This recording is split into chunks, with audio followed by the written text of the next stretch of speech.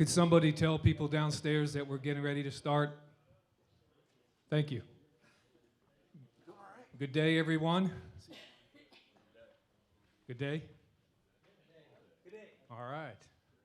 Not really good morning because we're not mourning this morning. We're actually a little bit happier than that today. No mourning necessary.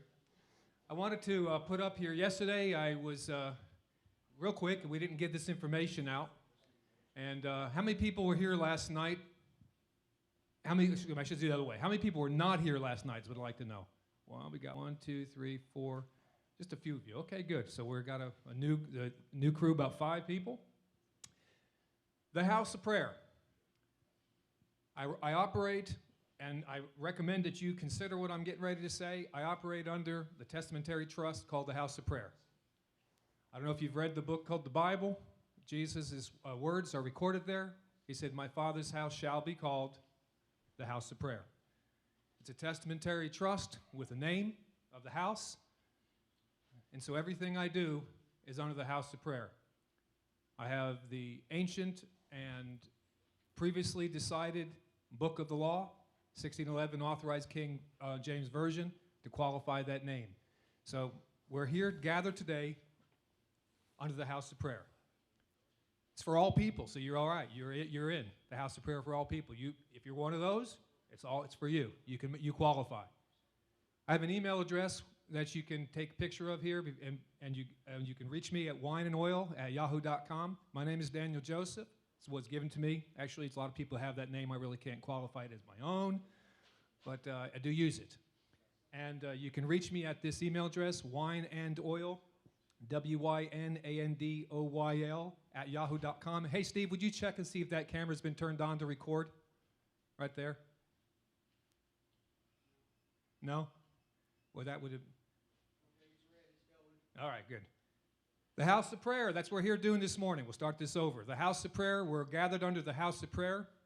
And this morning we're here gathered under what our Father said through Jesus Christ, the House of Prayer. Everything I do is under the House of Prayer. As a matter of fact, I highly recommend you make a sign and put it on your door, qualify the jurisdiction of your home. That's what I have on top of my door right at my house, the House of Prayer. That's the jurisdiction. When you walk through that door, it's God's house. No arguing in the house of God. It's a good thing to have there. Keeps you safe and home. Wineandoil@yahoo.com is a way to reach me. It's an email. MyHouseShallBeCalled.com is a web page where I do freely give as I operate as Archbishop of the House of Prayer. Let me qualify that so you don't think I'm being a little bit haughty and arrogant. Archbishop, we define it as a bishop is a servant. Archbishop is a servant's servant. I stand as a servant's servant to you today. I would like to see bishops in every city, in every county, in every municipality growing up so that the people can be trained and share the information, and that's one of the things we put on that webpage. You can go there, you can read the qualifying, which you need to be qualified as a bishop there. We have 5 members here. If y'all want to wave your hand here so they know you from the House of Prayer here locally. There's 1, 2. Can you see the House of Prayer? No, the ones that meet on Thursday night. I only see 2 of our group here today. 1, 2, there they are. Doyle, there's Doyle, and Donnie's over there. So you can look up those guys while you're here. Just talk to them. If you're in the area and you want a place to gather and you want people to gather with and keep learning, we meet every Thursday night, like clockwork for about the past 10 years. And what we do is we study. We put out information. And that's how we met with David, by doing this. That's how we met with Kerry Zolman, who's going to be coming next month to visit with us. He's going to be our speaker coming next month. And that's how I found out about David Straight, because this is one of the things we do. We literally go through all the information that's out there, and believe me, if you get on your internet, there's a lot of information. We have to weed through a lot to find somebody that's qualified, that has something good to say, and has fruit. I mean, there's a lot of people that say a lot of stuff out there. Now, you can find out a lot of people tell you to just file out a UCC1 form and become a secured party creditor, and you're bada bing, bada boom. Never do that, okay? Huh? Never do that, by the way. Yeah. I did that about 15 years ago. You're going to talk about that a little bit today, by any chance? I can. Okay. Yeah, so today we're going to have David speak to us. For those of you that are new, David Straight, I don't have a long-standing history with David in the past, but I plan to be working with David in the future, as if he'll have me. When we have a connection in that we both have a burning desire to see God's people set free, and we have people to be free from the boot on their neck. That's the best way I can explain it to you.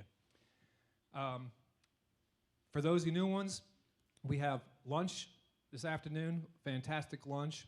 Rebecca and Rhonda and her sister Zeddy's going to be putting this stuff out, and Donnie and Doyle, they've got tanga, we've got beans and rice, and taco salad. I shouldn't say rice, taco salad, my bad. We have taco salad down there, some cauliflower, we've got melons, we've got cookies, we've got coffee. So you've got plenty of food here. We probably have enough to feed this many people like 3 times, so we'll have probably dinner as well. We want to make sure. My mama was Italian. She did not like having, we had to have a lot of food. We just, I had, her family had 14 brothers and sisters. My dad had 7 brothers and sisters, and we only had 3 in our family, but then I went and had 9 children, so I like to cook for a lot of people, so. Anyway, good morning to you. Actually, good day to you. I told you it was no morning this morning. Let's get this show going. We're going to take a break in about an hour and 15 minutes. We can go get a cup of coffee, visit one another. One of the beauties of these local type of seminars where you don't watch it on YouTube is you get to visit and you get to network. I really want you to do that, to meet one another, share with each other your names, your contacts, and actually develop some connections. In this room tonight, I'm looking around. I know a lot of you. I know some old timers that are here that have been at this a long time, and I'm really glad to see you. I don't know if you want your name mentioned on the tape that we're broadcasting out there, but I recognize you and I honor you. I honor you. I honor you. I honor you. I know that you. I honor you. I honor you. I know that you've been doing this a long time. There's some people that have been really at it a long time that have been in the trenches, and I give you honor today. This has not been an easy fight. So with that being said, we're going to learn some techniques today. Our purpose today, so you know, is to learn it's an advanced class to learn some tools that we can use. And so, with no further ado, I want to give this floor over to David. Can we give him a warm welcome for the audience? Let him know that everyone's appreciating him today. Thank you, David, for being here. Thank you. I'm a little slow this morning. I didn't get a lot of sleep, but I seldom do.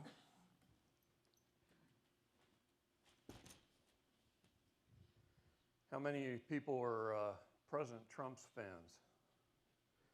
How many Obamas? Oh, that's good to see. See, if you go visit the White House gift shop, when President Obama had hats, they used to say United States. Under President Trump, they say United States of America. Okay?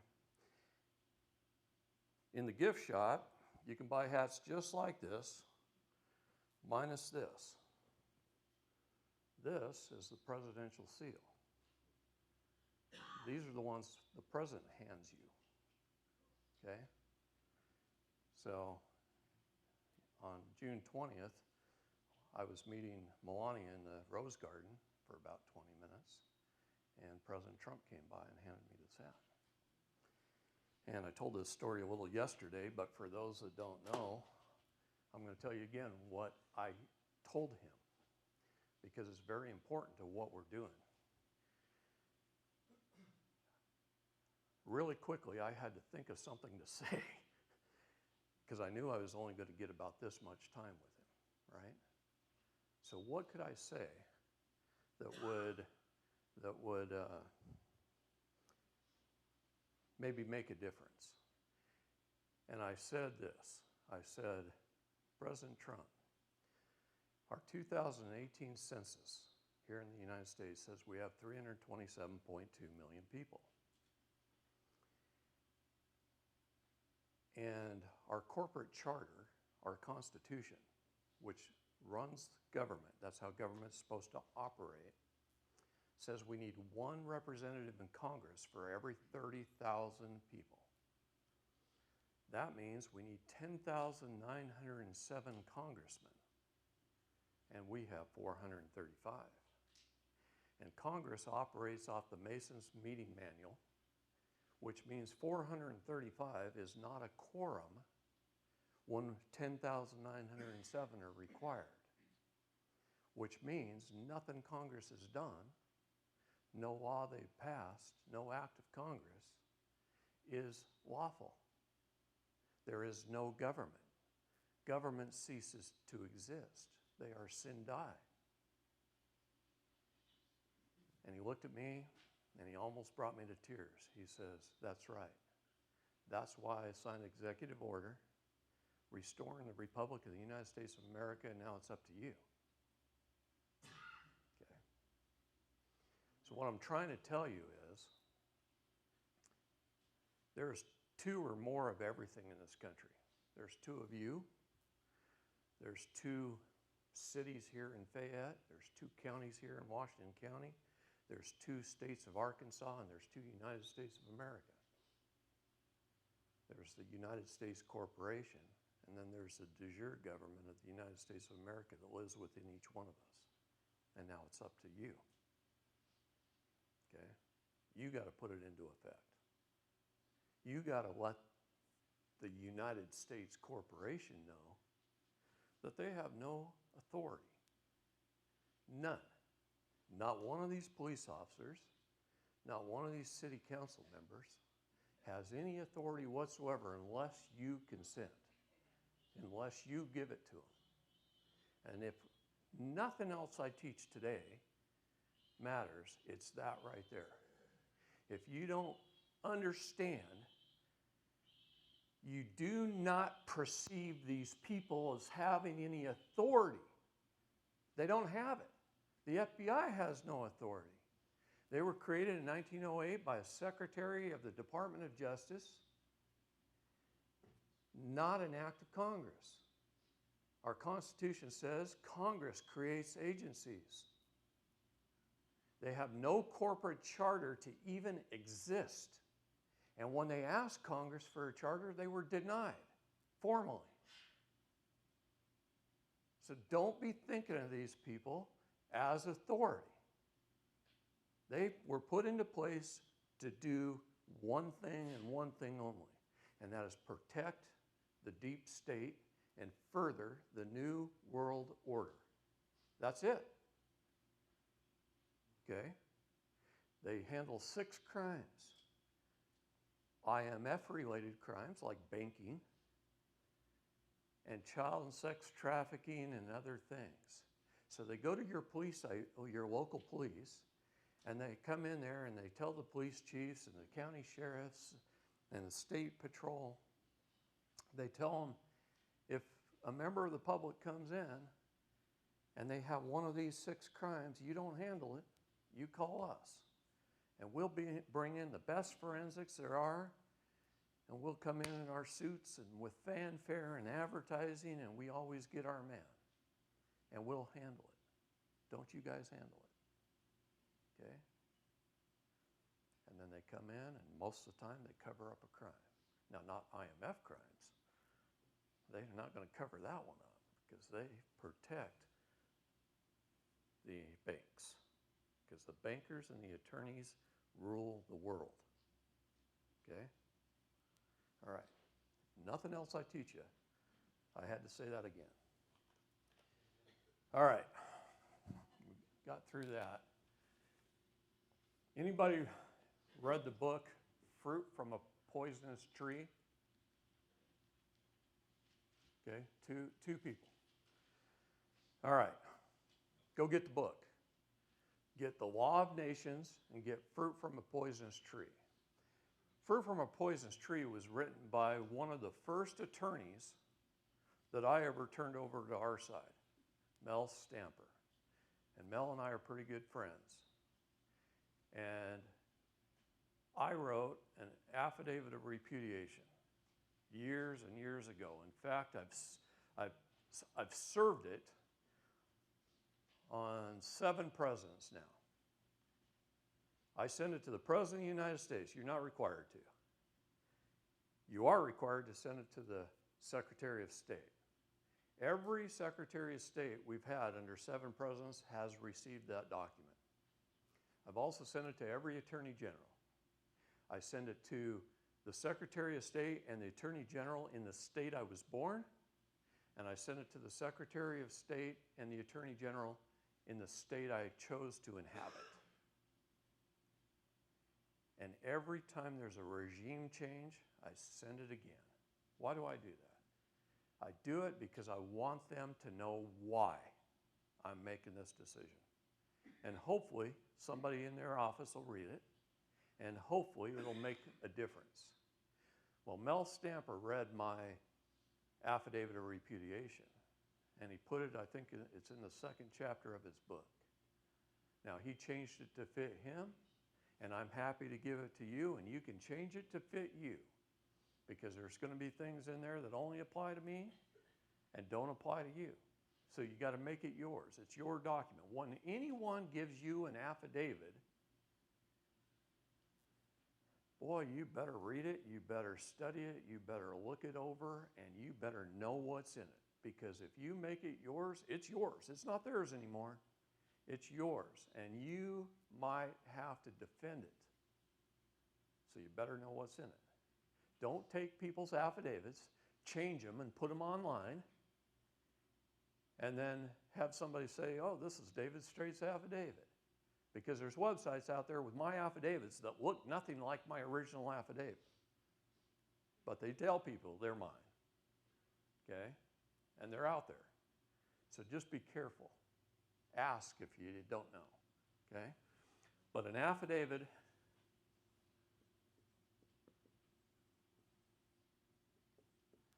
of repudiation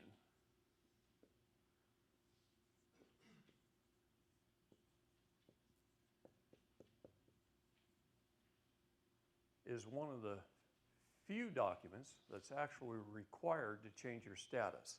Now, for those that weren't here yesterday, I talked a lot about status, standing, and jurisdiction. Three most important things in the law. And we really didn't get into it enough yesterday. We talked a lot about status, but very little about standing and jurisdiction. Affidavit of repudiation is something, if you look in the U.S. Code,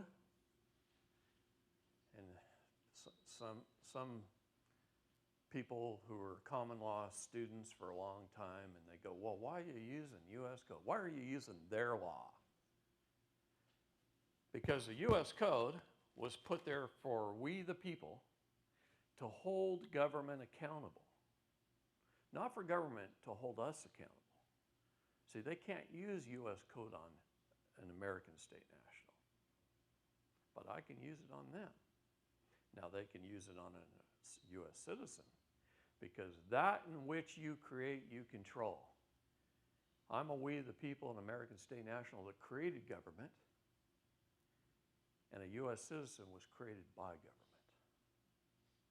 So if you're tired of them controlling you, you've got to know who you are. And you've got to change your status. It's one of the most important things in law: status, standing, and jurisdiction.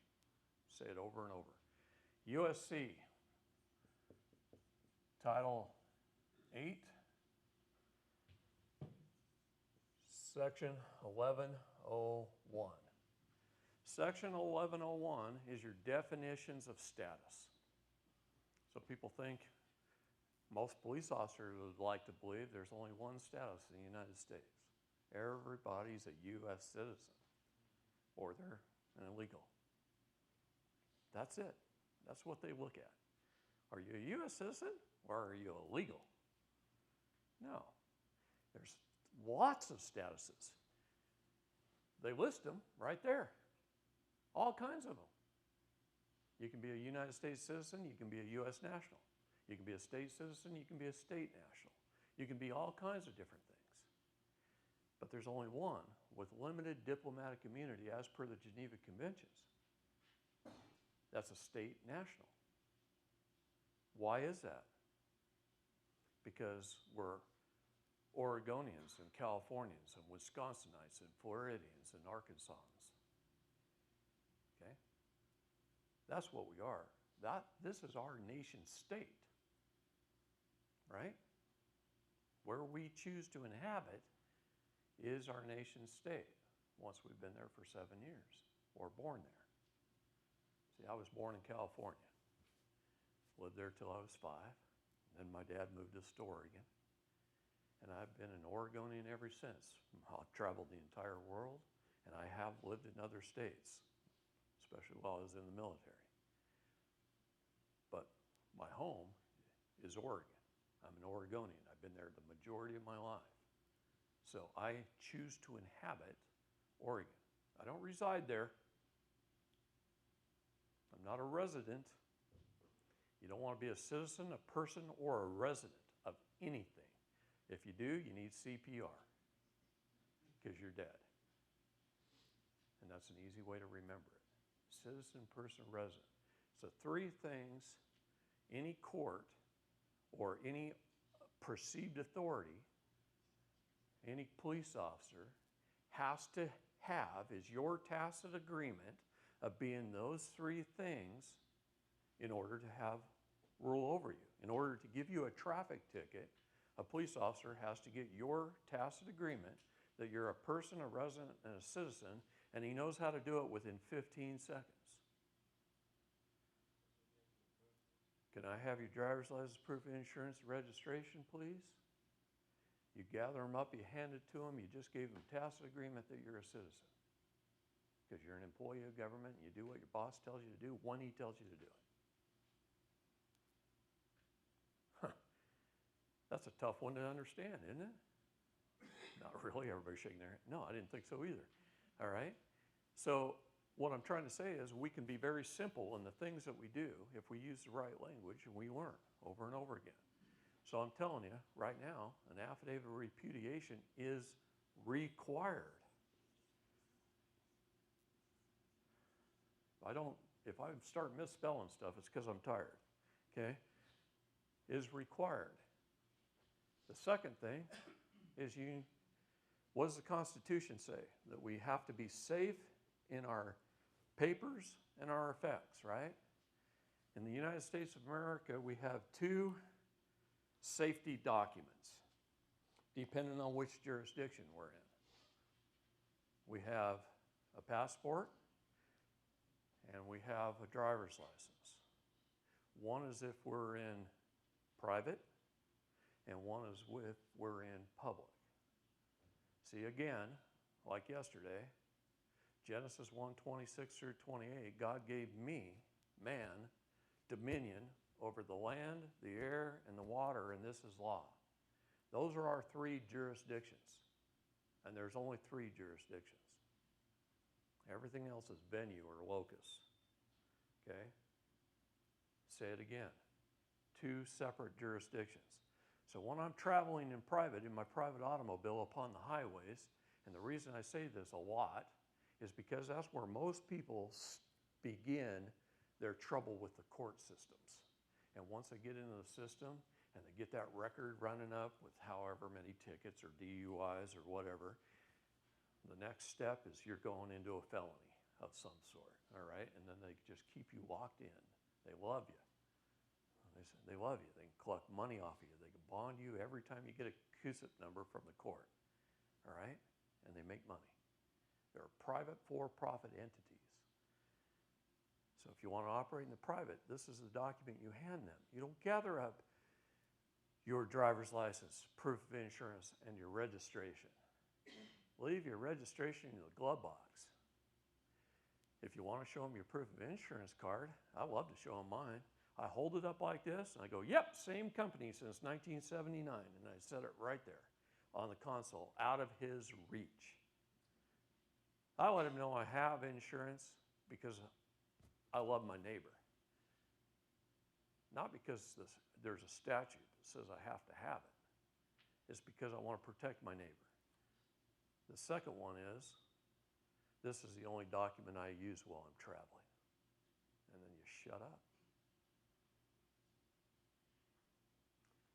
Anything else, you don't need to answer any further questions. Keep your mouth shut. Say, I don't answer questions. I said all I need to say. and you hand him the passport. He looks at it to make sure it's you. He can take it back to his car and he can scan that little code at the bottom right there, and all your information is going to pull up. Every bit of it, and then some.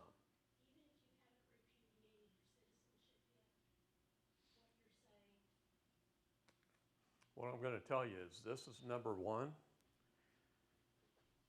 I better quit setting that pen down. And a passport is number two.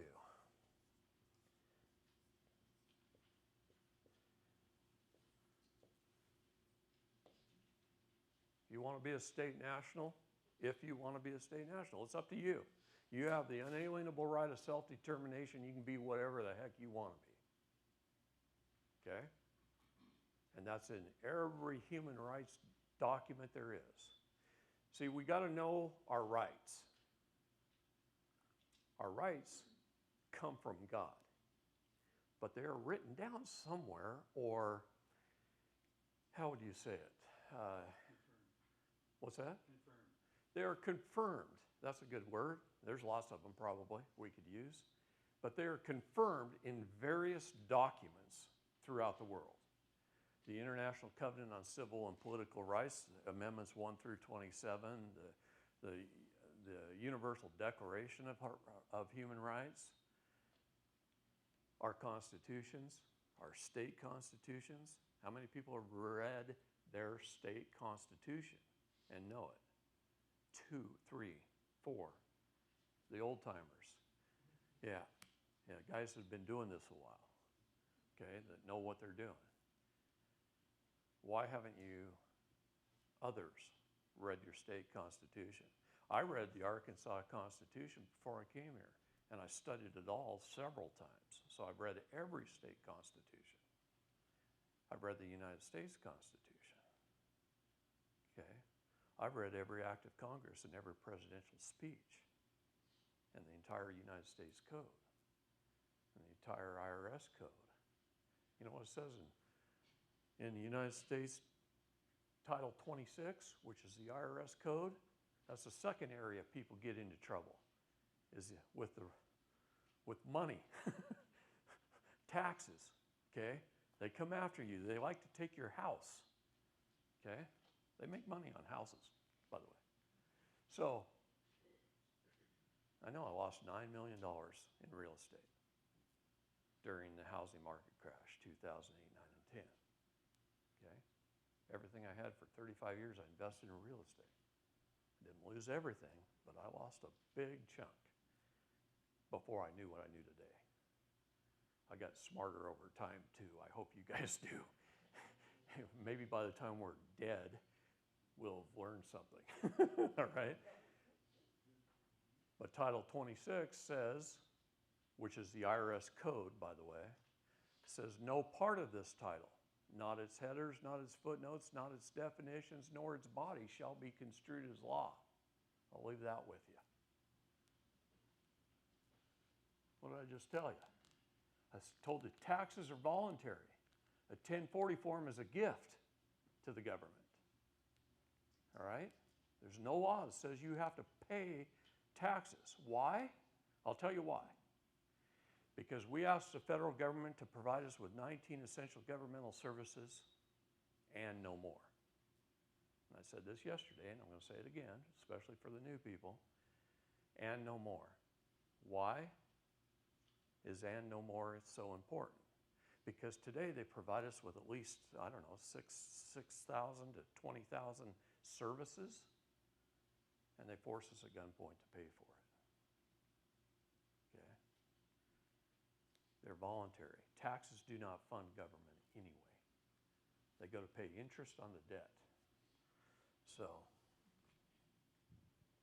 they get their money from the courts. Government is funded by the Department of Justice. Ask the Department of Fiscal Services. They'll tell you that. In fact, just go to their question and answer page on their website.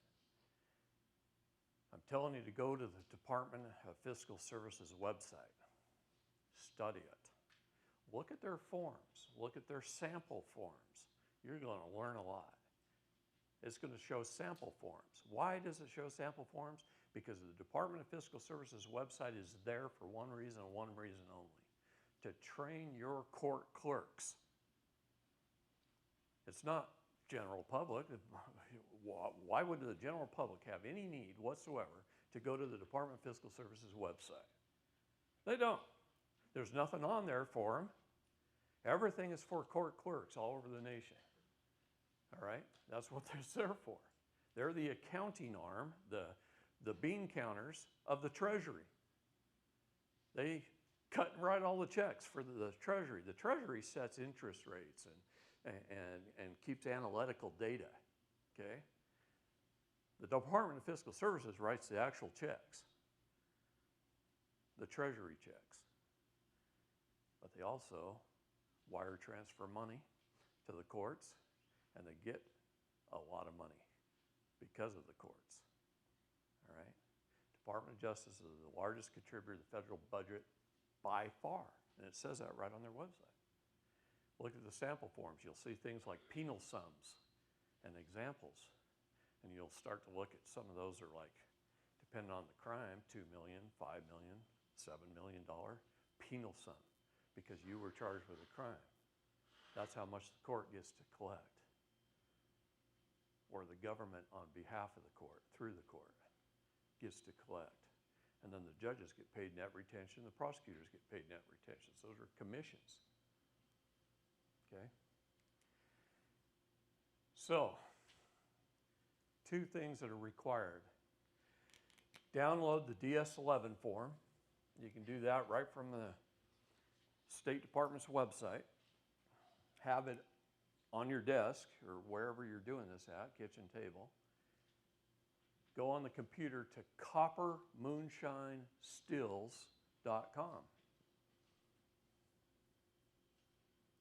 How do you spell copper? 2 P's?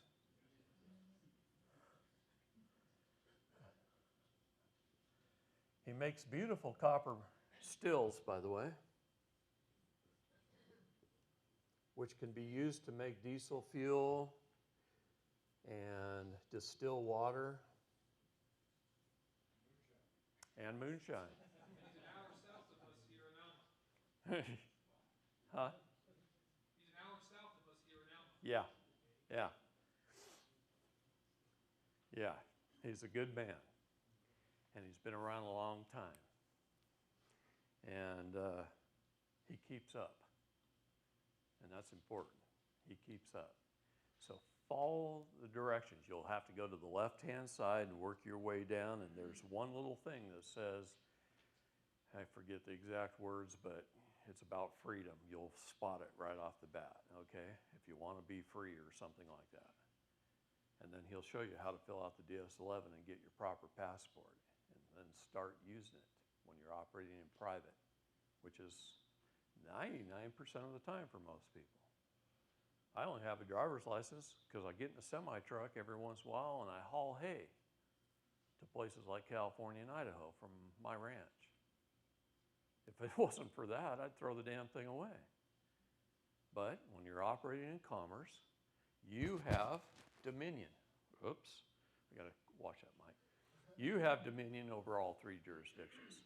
Don't jump from one jurisdiction into the other because you think you have to always remain in common law. See, that's a big mistake of these people that they term sovereign citizens. All right? That's a terminology invented by the FBI, by the way. All right? To label you a terrorist because you are the enemy of the deep state. Anytime you stand up for your freedom and liberty, you're an enemy of the deep state. And who protects the deep state? The FBI, who has no congressional authority to even exist. Isn't that cool? See, we the people lay down the law, not them. We the people laid down the law. We started with the Law of Nations. Our founding fathers knew that. Read the Federalist Papers and the Anti-Federalist Papers. Look at both sides of the argument. Most people just read one, the Federalist Papers. Read both sides. You'll see why this government was set up. And it was set up as a bottom-up government starting in our townships and our neighborhoods, and then our cities, and then our counties, and then our states, and then our federal government. And what did they do? They flipped the whole thing over, and now it's United States government, state governments, county governments, city governments. They're all subsidiary corporations. Since governments chose to incorporate themselves, they must follow the same rules as any other corporation. Remember that. Okay? If you want these documents, ask, and we can give them to you. All right? You can get the book, Fruit from a Poisonous Tree by Melvin Stamper. It's in there. His version, but it doesn't matter. Make it yours. If you want to add things that you feel are important. Now, don't go off the wagon and add a bunch of stuff that's going to get you in trouble or thrown in jail. All right? Be reasonable, but call them out for the fraud that they are.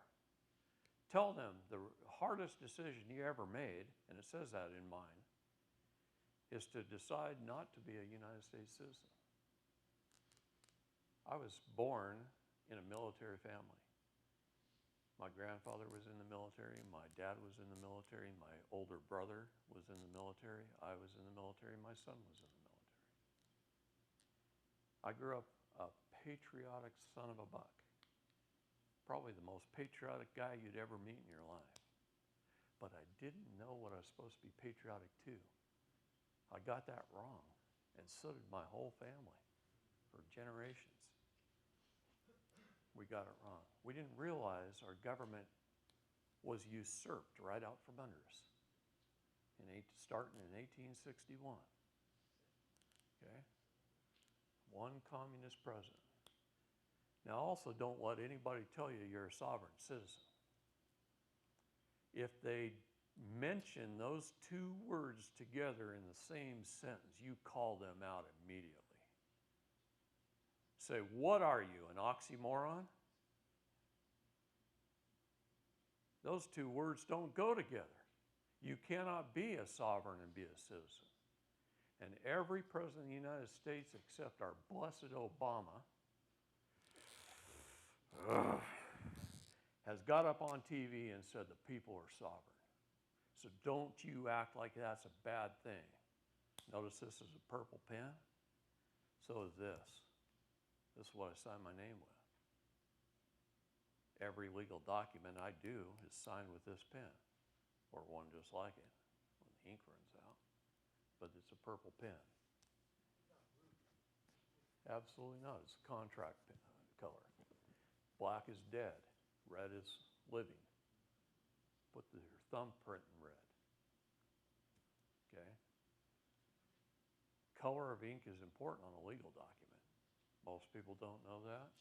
Some judges don't know that. Some prosecutors don't know that. They are compartmentalized legal idiots, just like we all are.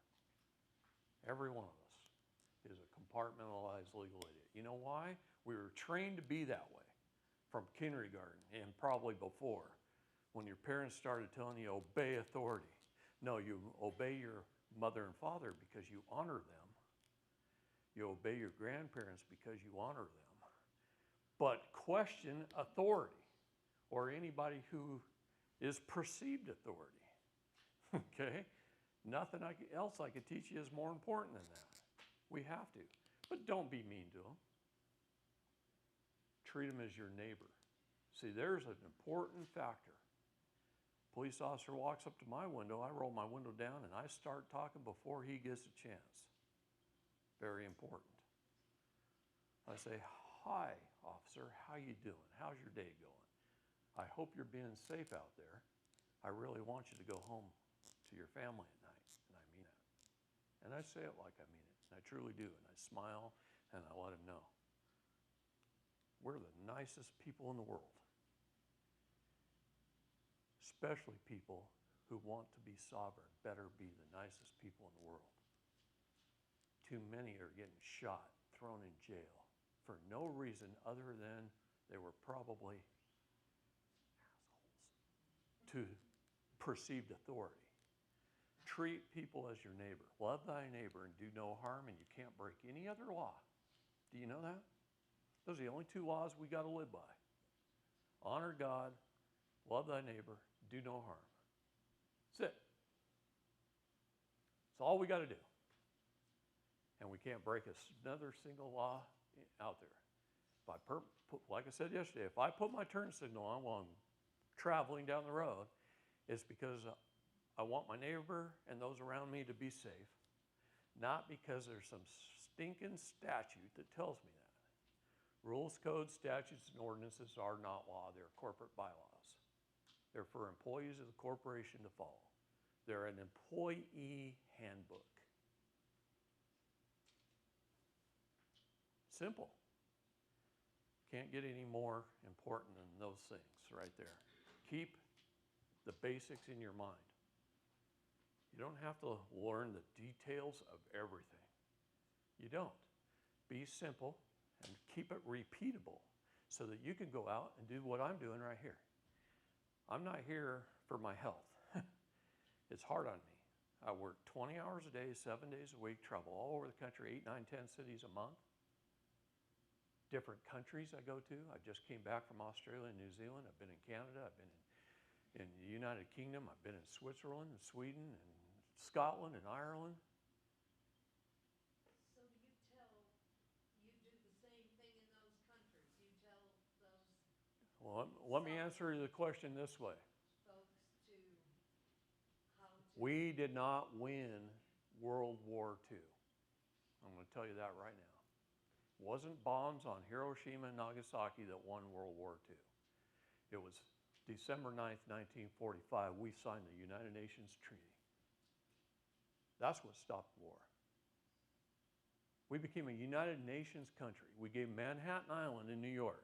Rudy Giovanni gets up on camera and he was asked, can't you do something about all of this United Nations traffic tickets that New York gets? There's millions of dollars in unpaid traffic tickets. He goes, I don't have any control over Manhattan Island. That's its own city, nation, state, just like the Vatican and just like DC. Okay? Do you know in that same document we gave them 50 miles of land along the Mexican border? On both sides. How did the United States give them 25 miles of Mexico? Answer that. Think about that for a minute. 25 miles of Mexico, 25 miles of the United States on both sides of the border, 50 miles wide is the United Nations property. And they're not even going to tell you it is. They lead us to believe, what about all those farmers that got ranches right on the border who complain all the time about the Mexicans coming across the river and illegals are coming up through their ranch? And I know a lady who just became a widow down there because her husband was killed by illegals coming onto their ranch. She says, what do I do, David? I said, buy an AR-12. Extra 10-round clips, load every other round with slug and double-aught buck, and keep it handy.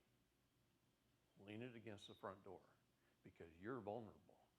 You're a single woman, elderly, living alone on a ranch that borders the river with another country where there's a lot of foreign invaders. That's what I told her to do. Sound advice for all of us, by the way. All right? So, most important documents. The only 2 documents that are required. Is it all we should do? No. You need to do more. Why do you need to do more? Because another most important thing in law is intent. You have to have the intent to commit a crime. Very few attorneys want to bring this up in court, by the way. I had an attorney that I talked to on the phone that did not want to represent me, but brought up, I believe it was what Rem Perea, the intent and corpus delicti. Mm-hmm. And If you're talking one-on-one, they'll bring it up. But if you go in a courtroom, he said that you'll almost never. your intent. You'll almost never hear an attorney say that in courtroom. In private, a decent one, a decent moral human being that happens to be an attorney, and there are a few, but they are compartmentalized legal idiots again, will bring it up occasionally. But intent is very, very important in the law. You have to have the intent to commit a crime. I stood in a federal court on behalf of a friend who had already been convicted, went to the sentencing. I wanted to see what the sentencing was going to do. I almost rather go to sentencings than I would the actual trials. And I went on behalf of a friend to watch the sentencing. And I said, hey, ask the judge where your intent was to commit a crime. And he says, Your Honor, can I say something? And he said, yeah. And he says, where was my intent to commit the crime? And the judge looked over at the prosecutor and goes, you did not prove intent. And he dismissed the case and we all went home. Yeah, that simple on that particular case. Not all of them are that way. Some of them you can beat them to death and you're still going to lose, right? Because you don't have a crystal ball and you don't know what they know. And they're not going to reveal their secrets. So you got to watch out for bear traps. Anytime you're in a courtroom, they're full of bear traps. Don't step in one. And it's really easy to do by opening your mouth. The more you can remain silent, the better off you're going to be. Plead the fifth if you can. Don't say anything in the car, in the cop car, to the cop, in the interrogation room while you're being booked. Don't say any words in the jail. They record everything. Don't talk on the phone to your wife or your girlfriend while you're in the jail because they record every conversation. And they will find out by your court date. That judge will have heard every phone call conversation you've ever had. Okay? They know everything. And they listen to everything. Most people incriminate themselves prior to trial over the telephone to their family. Yeah. I don't care how good your documents are or your presentation in court and how good of an actor you are. You talk to your wife over the phone at a jail, you say the wrong thing, and you can be as perfect of an attorney while you're up there and represent yourself all you want, and we'll talk about that word because no one should represent themselves. You are yourself. Be yourself. Be sui juris.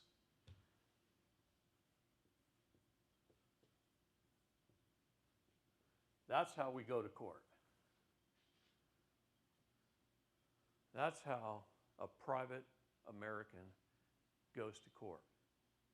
We appear by special appearance only, not general appearance.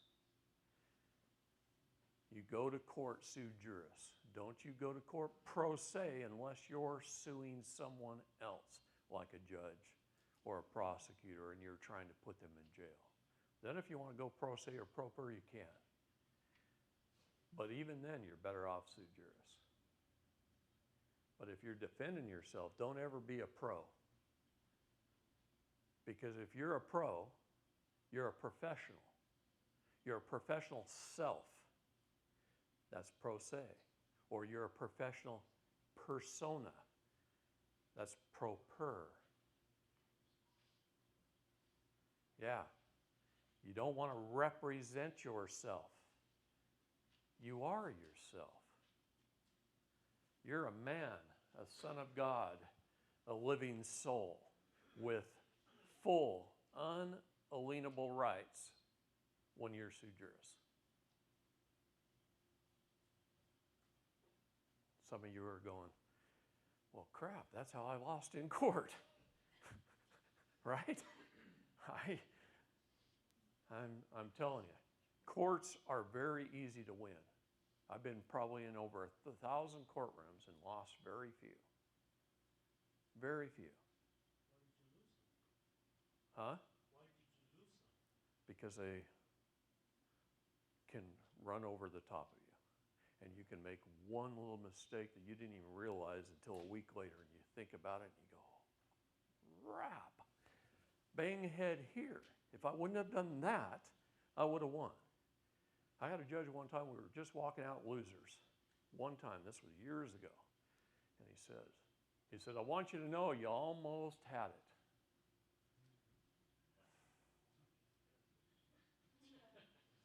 Well, thank you, Judge. Appreciate it. You almost had, you want to expound on that? Tell me exactly what I did wrong so I won't make the same mistake? No. Okay. You almost had it. Man, I slunk out of there after that. I thought we did really a good job and couldn't figure out why we lost. But you live and learn, right? That's what we're here on earth for anyway. Don't take it personally. If you go to jail, don't take it personally. You might be in jail just to help your fellow inmates, and God put you there for a reason. Okay? We don't know. He does all kinds of things. I got a good friend named Dave Berger. Dave Berger. Dave Berger has not done anything illegal in his life. Love him to death. He is a preacher man 24 hours a day. In fact, my pickup's parked at his house right now. I drive my pickup to his house, and he takes me airport, even if it's 4 o'clock in the morning. But Dave has no problem going to a courtroom and getting thrown in jail for contempt. And he doesn't mind at all. It's his opportunity to teach. He gets 3 meals while he's in there, a bed, place to sleep, and lots of people to talk to. And he preaches the gospel like nobody's business. He can quote scripture and verse in every book in the Bible and 5 different types of Bibles. Okay? Dave's a good guy. Love him to death, actually. Not many people can be that dedicated. But he's been to jail, I don't know, 100, 150 times? At least. He was in jail last week, just got out, in time to take me to the airport. I'm serious. Scott Wesley Denham. He went to Scott's trial, and he got thrown in jail for contempt. I said, that ain't your trial. How'd you do that?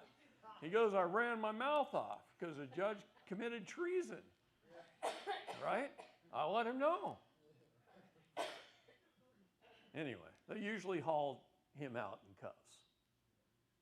Almost every time he goes to court.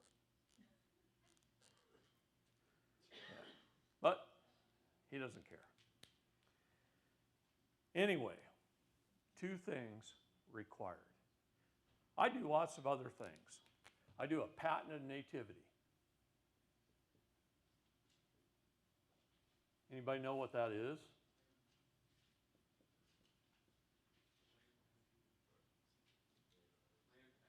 Nope. Well, it kind of is. It kind of is. But a patented nativity is your genealogy. It's your heritage. How long has your DNA been on these shores?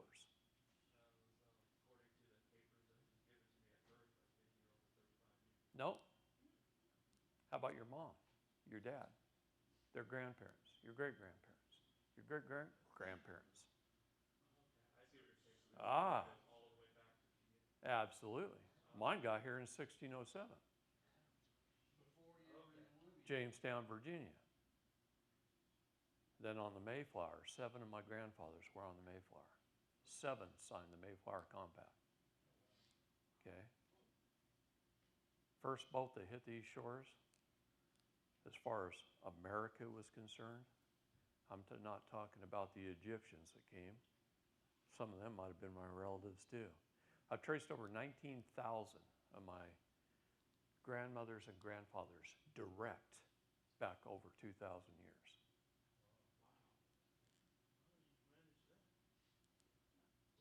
I can could show it to you. Let's get together for lunch. I'll show you. I'll get Ancestry.com out and I'll show you. And go back clear to Mark Antony, Cleopatra, before that to Pompeii. I can go back to Folk 5, who, when I was in Jerusalem visiting Christ's tomb, Folk 5 was king of Jerusalem in 1000 AD, and he's buried right next to Christ's tomb. He was the king of Jerusalem. He was one of my grandfathers. So you start doing your genealogy. It's really important.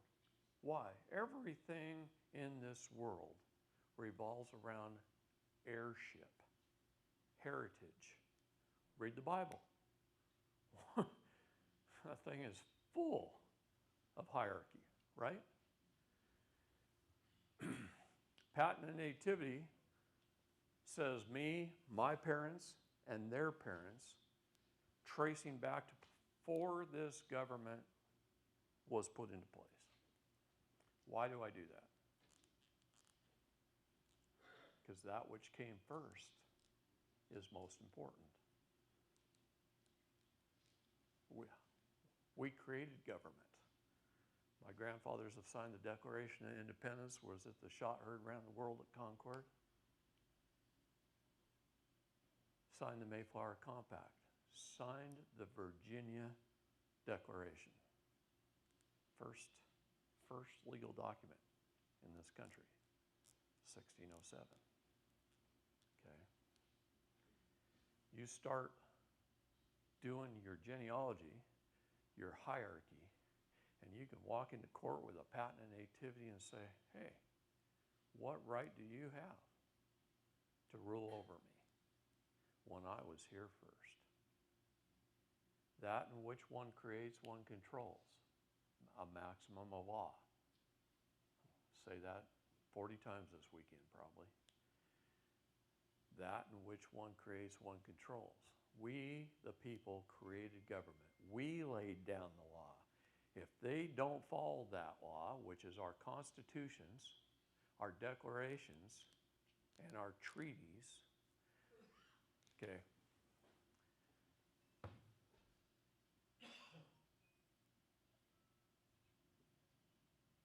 I can't spell this morning, so bear with me. My brain's not in a spelling mode. How do you spell superior? Oh, man. It might have been because I was at IHOP till 1:30 this morning with a couple trying to help them with their case. Superior, supreme, and not law. Not law is what I call rules, codes, statutes, and ordinances. They're not law, they're corporate bylaws. I should have wrote corporate bylaws on there. What is superior law? It's God's law. What is supreme law?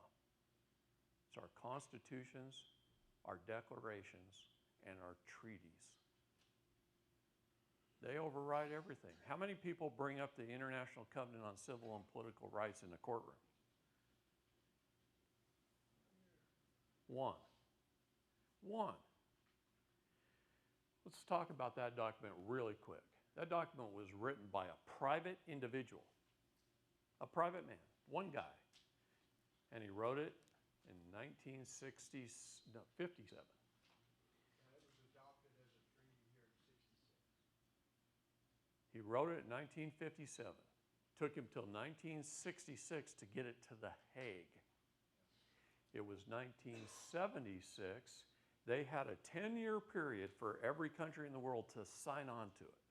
It wasn't going to take effect until 1976. Russia signed it in 1992, and the United States of America held out till 1993. They waited until Russia had signed the document. Now get this, we're one of the only countries that signed that document with a condition. Makes me proud. Not really. Makes me mad is what it does. The condition we signed the document with was Articles 1 through 27, which happens to be the Bill of Rights section of the document. shall not be self-executing. What does that mean? That means they're not going to put it in our school books and teach us about it. They're not going to bring it up on our behalf in court, and they're not going to put it in any of our codes. It shall not be self-executing. But it doesn't mean that if you should learn about it, if you should bring it up in court, it says right in the document that all governments who sign the treaty at every level, right down to our local municipalities, must obey it. So I started putting it in my documents.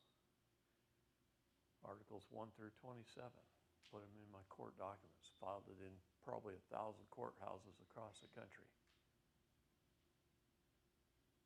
And what happened? They, for the most part, were ignoring it. So I went before The Hague, flew my butt over to Europe with a group of people, and we told the United Nations that the United States Department of Justice and its court system is ignoring our human rights treaties. And they wrote a nice little letter to the State Department that says, you better knock it off. And the State Department wrote a nice little letter to the Department of Justice saying, you better knock it off. And they're actually put an article in the ABA Journal telling lawyers and judges they better knock it off. Now, does that mean they're all going to do that? Huh? What year was that? I think it was about 2 years ago. Yeah, not very long ago. But they said, that, at least they were told, they better knock it off. Now, are all of them going to follow that? No. Nobody's got a crystal ball. Nobody knows what they're going to do. There's bear traps everywhere, right? Try not to step in one. You do, you go to jail. ICCPR, International Covenant on Civil and Political Rights. Goes hand in hand with the thank you. Whew. My RAM's a little short this morning. I got a big hard drive, but this morning I got very little RAM to pull it up with. International Covenant on Civil and Political Rights. Articles 1 through 27 is what you need to pay attention to. That's the Bill of Rights section of the document. Okay? Very, very important document. Use it in your court cases. What we're trying to talk about here today is things you should be doing, concrete things that will help any situation you're in. Don't let these judges, prosecutors, police officers, perceived authority get away with things, anything. Do not let them get away. How is power created? It's created by vacuum. Power is created by vacuum. Yesterday I said everything in life is about good versus evil. We talked about that. And remember the triangle and the little lines below it that I said you can put the name of every organization in there, and as people rise to the top, what happens? They get controlled by those that stepped up. It's created by a vacuum. If you guys don't step up to the plate and stop letting them get away with things, So how would we use ICCPR in practical terms? Give us a couple examples, please. one of the amendments, no one has a greater right to their child than a parent. I mean, what would you do? What would you put in an affidavit? Yeah. Would you put in a notice? Would you put in a memorandum of law? Which one? A writ, an error of coram nobis, whatever your document you're doing in court. If it fits your situation and what you're doing,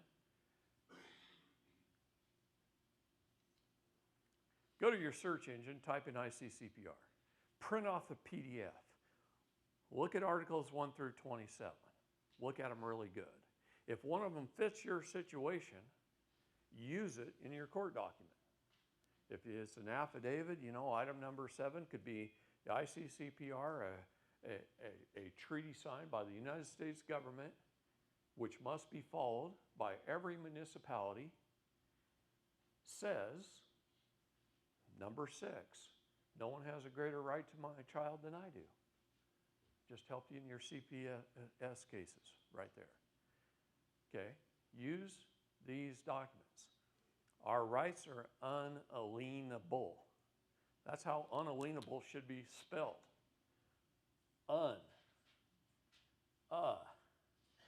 Lean, able. That's how I write it in my court documents. I'm dealing with a compartmentalized legal idiot called a judge or a prosecutor. Anybody that brings a case against somebody is a prosecutor. You can be a prosecutor. Anybody can be a prosecutor. Okay? Unalienable. Why? They cannot lien you against an unalienable right. My Second Amendment is my gun permit. You see? That is a right. It's a private, personal right. Nobody can take it away from me. What does it say? Shall not, that's a commandment, shall not be infringed. Right? Okay. Anything unalienable. Know what your rights are. They're all given to us by God, not some government. But they're written down somewhere. They're in the Universal Declaration of Human Rights, they're in the ICCPR, they're in our Bill of Rights, they're in our Declarations of Independence, they're in our state constitutions. They're written down. They're enumerated. Use them in all your documents. Be a belligerent claimant in person. Belligerent doesn't mean rude. I'm going to say that again. Belligerent doesn't mean to be nasty, however you want to say it. You treat them as your neighbor and you stand firmly upon your rights. When I go into court, I don't wear a suit and a tie. I dress just like I'm dressed today. And I stand at military attention. And I put my right foot slightly forward. And when I'm talking to the judge, I talk to the judge, just like this. And when I'm talking to the jury, I talk to the jury. And when I'm calling the prosecutor an ass and telling him he's committing capital felony treason, I look right at the prosecutor.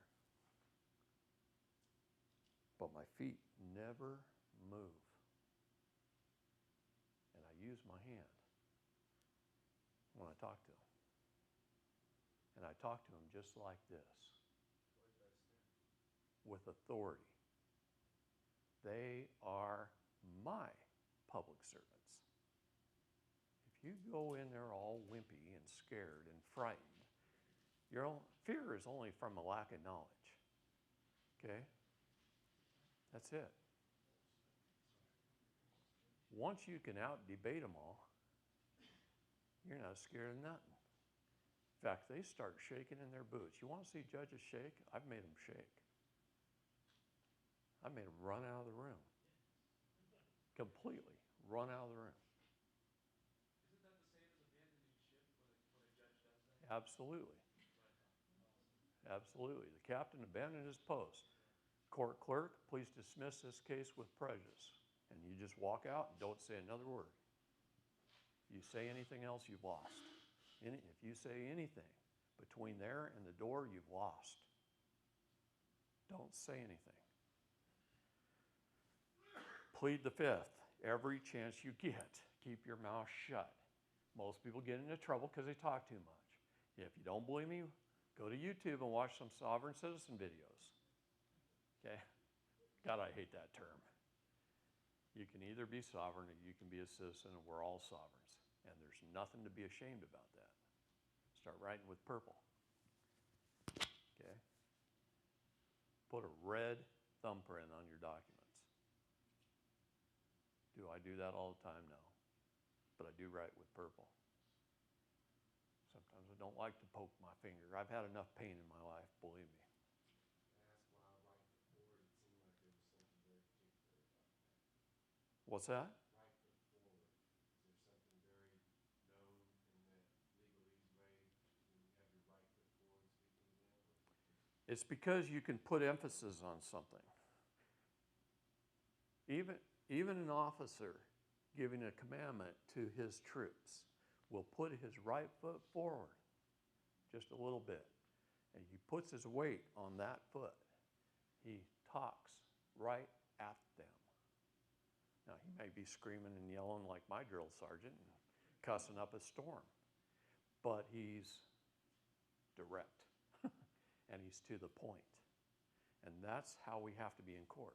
Just like I'm being with you right now.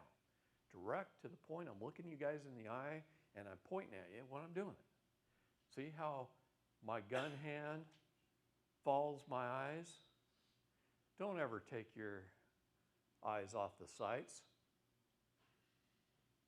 You do, you die. Right? First thing I learned in training. You do, you die. This is how you walk through a room, right? Yeah. This is how you do things. This is how you do things in court. Now, you don't point your gun finger, but just talk to them, okay? They might get a little intimidated and shoot you. And the U.S. Marshals have tasers. And good attorneys who stand up for their clients do get tased in court, okay?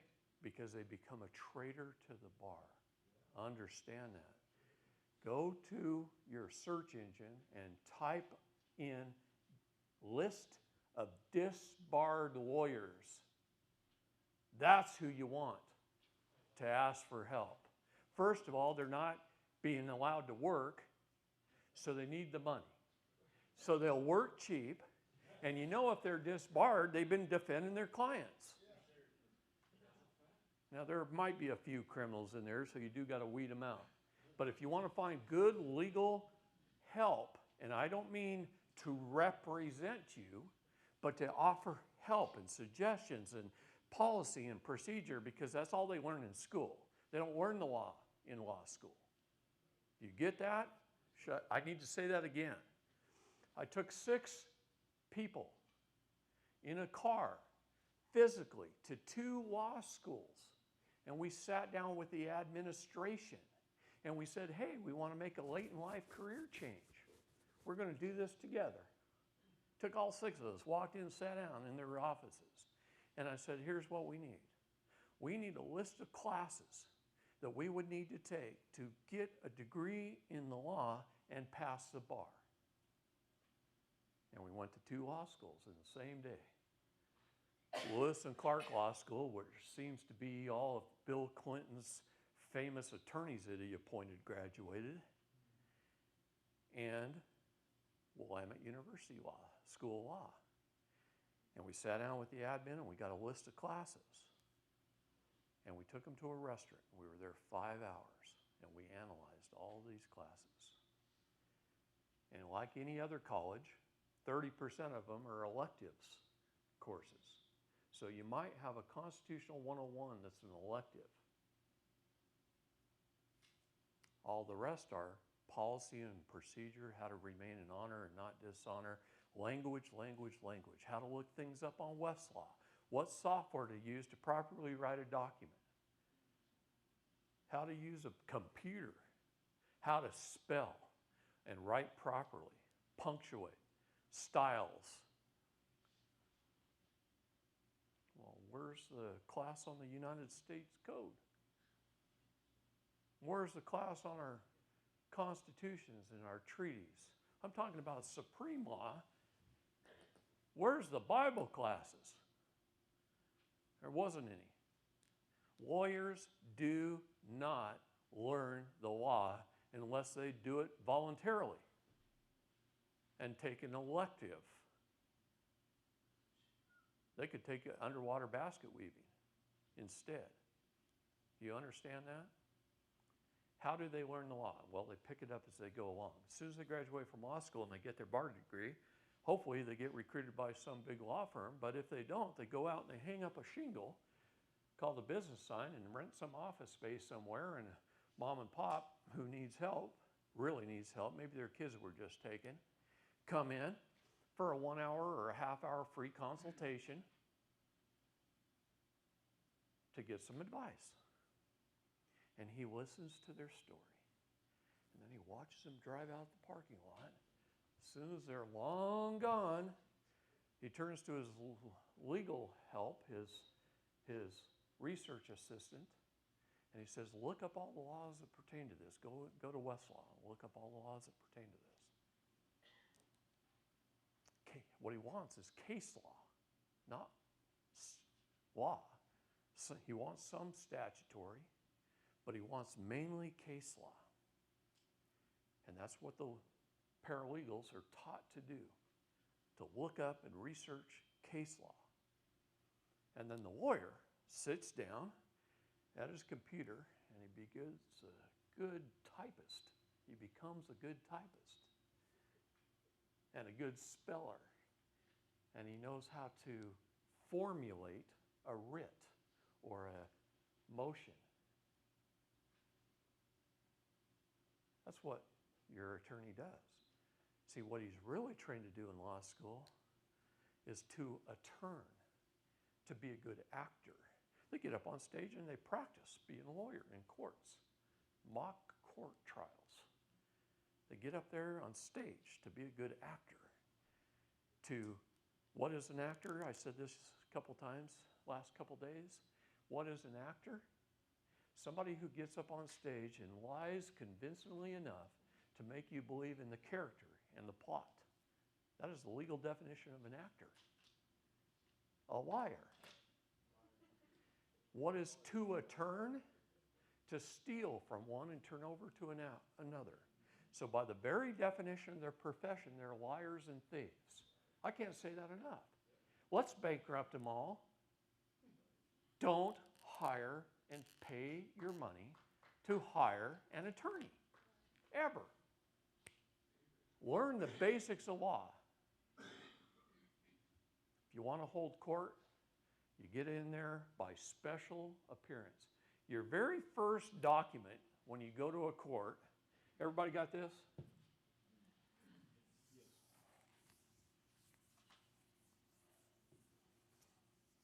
David, Yes. point of order, about 15 minutes till a break? Okay. Okay. You're the moderator, buddy.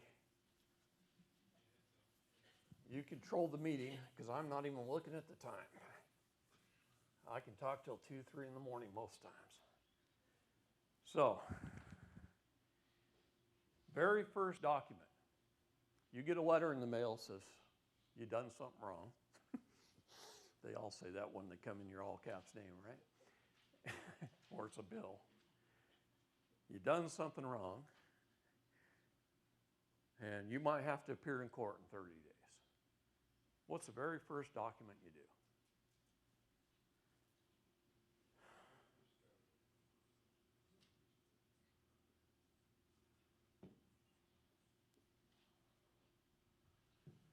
I'm going to put this word in there, but it's really called a notice of appearance. Do I know how to spell? I wish somebody would come up here and write for me. I'll just tell you what to write. Really? I don't know if I've ever had anybody do that.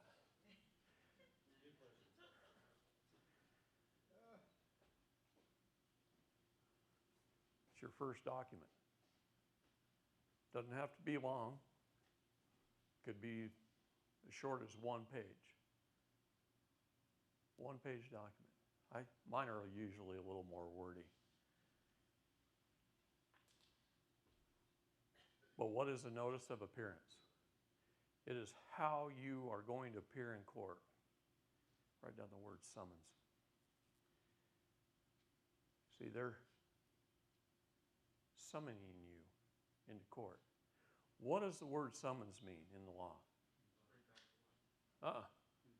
Nope. Seance. It's seance. Summons is seance. He's going to go, how do I spell seance? I would have too. Okay, I use a dictionary when I write. I got that theory of like Einstein. I used to have a photographic memory and I put a lot of data in here. But as I'm getting older, it just doesn't come out as quick, right? Hey, good job. What is a seance? They're calling the dead. They're dressed in black. This is a satanic ritual. Do you understand that? Yeah. If you don't understand that, you might as well go home. Just bend over. Let them ream you every time they get a chance, because they will. Because if you don't appear and tell them ahead of time via your paperwork, what is your paperwork? What is a court of record? I say this over and over again. There's a reason. A court of record is your paperwork. It's not the brick buildings, but it's your paperwork properly served and publicly published. It's not just your paperwork. It's got to be properly served to all opposing parties and publicly published, and then you put it in the court. How do you publicly publish something? You record it with the county recorder if you can find one that'll do it. In Oregon, there's one county for an extra $20 on top of what they normally charge. They'll record any document. I guess there's a county, I forget the name of it, in Georgia that'll record any document for $10. Lamar County, that's right. The minute you said it, I knew it. Ravalli County, Montana is another one. Ravalli County, Montana, the entire county was put under a God trust. Yeah. So I went to Ravalli County to record my God trust. All right, we'll talk about that later. Publicly recorded or publicly published. You can publish something by putting it in the newspaper for 21 days. Get it? Same as recording.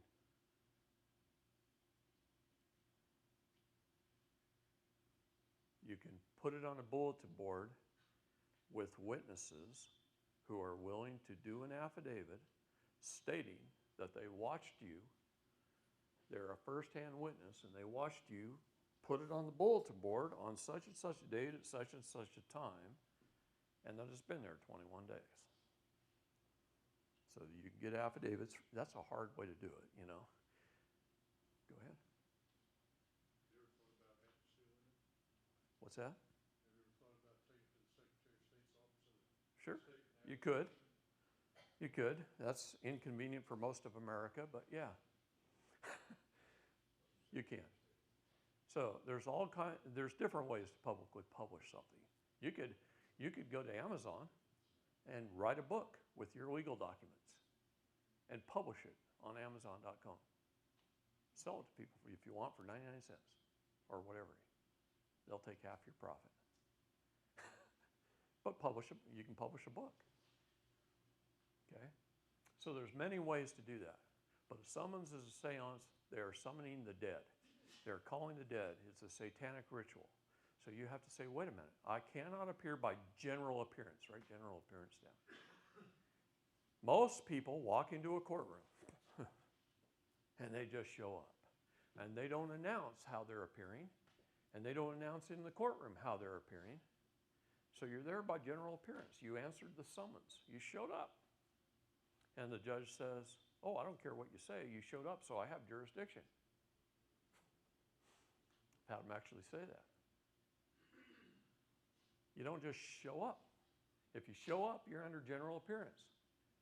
Bad. Okay? Let's get simple here. That's bad.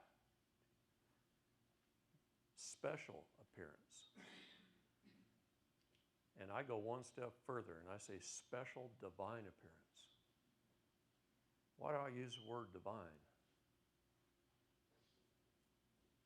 Because I'm a living soul. Genesis 2:7. And I, God, created man from the dust of the earth, and I breathed into his nostrils the breath of life, and man became a living soul. Every document I have says a living soul. Is it 5 minutes up? Okay. We can take a break. Look at that. You see that? Not one single person stood up. That's how you know you're starting to be listened to. David? My first classes for 10 years, Hold on. there'd be 10, 20 people, once a month maybe, if I could get one together. And people would run out the door when I was done. And I learned I was making it too complicated. And I learned I was talking too fast. I used to talk really quick. Yeah, we got about 5 minutes before. I was just giving you 5 minutes heads Oh. up, but I really wanted to comment on this as well, and not to steal your thunder at all, not at all, just to add to. I went and read quite a bit up on the subject he's talking about general appearance and special appearance. And a special appearance is qualified, and you go back and you can find this in the Black's Law Dictionary. If you look up appearance, and there's a couple types of appearances they mention there. One is general, and one is special.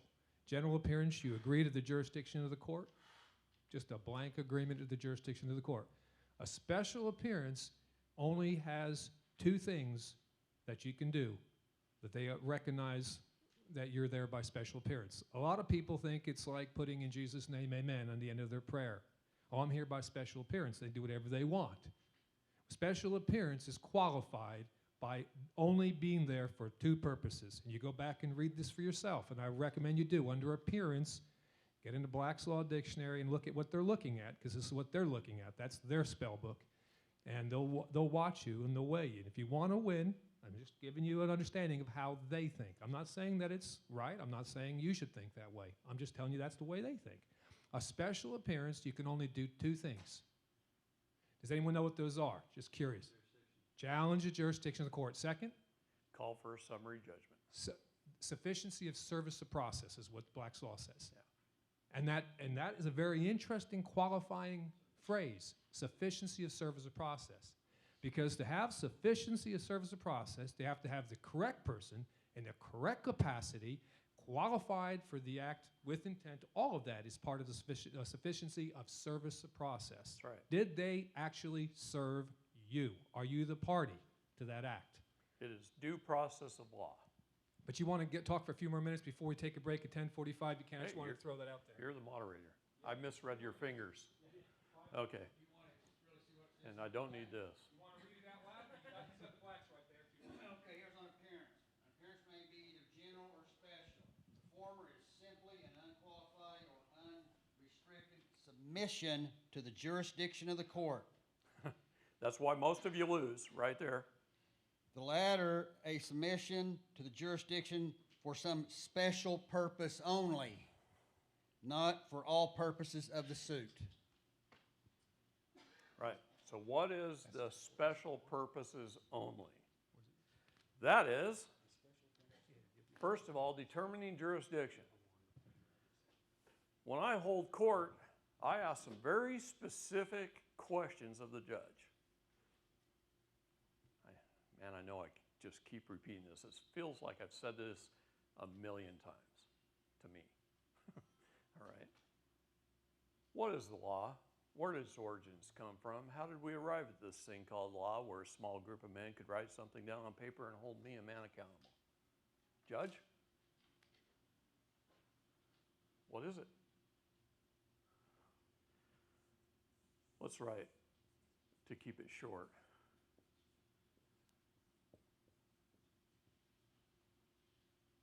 So first thing you got to establish is what jurisdiction you're in.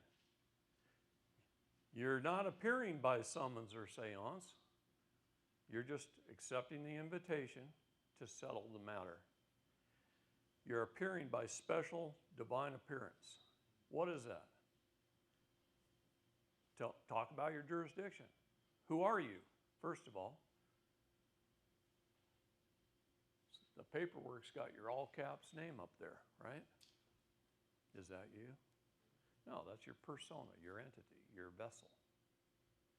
It's an investment account. It's a entity, a corporation, whatever you want to call it, all means the same. You're in trouble. That's what it means. If you get something in the mail and your all caps name, you're usually in trouble or you're in debt. Okay? So you say, put your all caps name up there, State of Oregon versus David Lester Straight, all caps.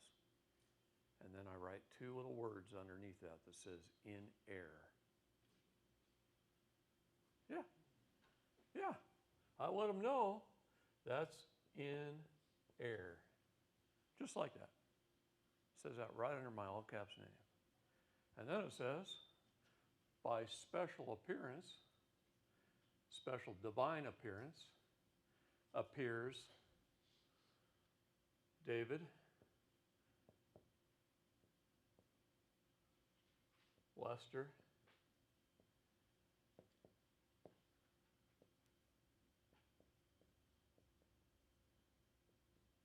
Straight, written just like that. It's right out of the Chicago Style Manual. It's proper language. It's quantum syntax grammar. Okay. Full stop colon gives your name importance. Your given name, that one was given to me by my mother. That one was given to me because it's my dad's brother's name. So it was given to me by my dad. This is not a given name at all. I inherited it. I had no choice. My dad didn't have a choice. But I inherited it. So it begins a new sentence. This has the major meaning, major importance. Starts with a full stop, ends with a full stop. Technically, my name is David Lester. Has nothing to do with that. Who uses surnames? Do you know what Norwegian countries like Sweden and Norway used to do to protect their children and their grandchildren from the king? If my name was David Lester Straight, and I had a son, which I do, named Christopher, I'm going to shorten it to Chris, and his name is Chris David. Thank you, whoever said that. Who said it? Yeah, who said it? Okay. Yeah. His name would have been Christopher David, David's son. And if he had a son, and let's just say he named him David Daniel, I'm using you, Dan. David Daniel Christopher's son. That's how we ended up with so many last names in the world, mainly our Norwegian countries. Okay, he says time's up. What does the SDA stand for again? Huh? SDA, where it says by SDA. Special divine appearance. I'm lazy this morning, not writing it all out. So we're going to take a short break, and I'm not going to give you time because you guys like to talk, and there's coffee, and there's a line and all that, so we'll just try to track with you. There's coffee and goodies downstairs. Get a good smell at the lunch that we're going to have, and we'll announce lunch this next break. And what I'd like to do is when we come back, I was told by Pastor Put Tony a back there Full that stop colon after all last of the name. questions are not coming out on the recording, and that makes it difficult because you really want to track with it. So if you'd like, I'm right there. I can see everybody's hand. When you want to ask a question of David, put your hand up and I'll hand you the mic when we come back. Can we all agree to do that, please? Because it'll help the recording. Go ahead and have a break. We'll come back in a little bit.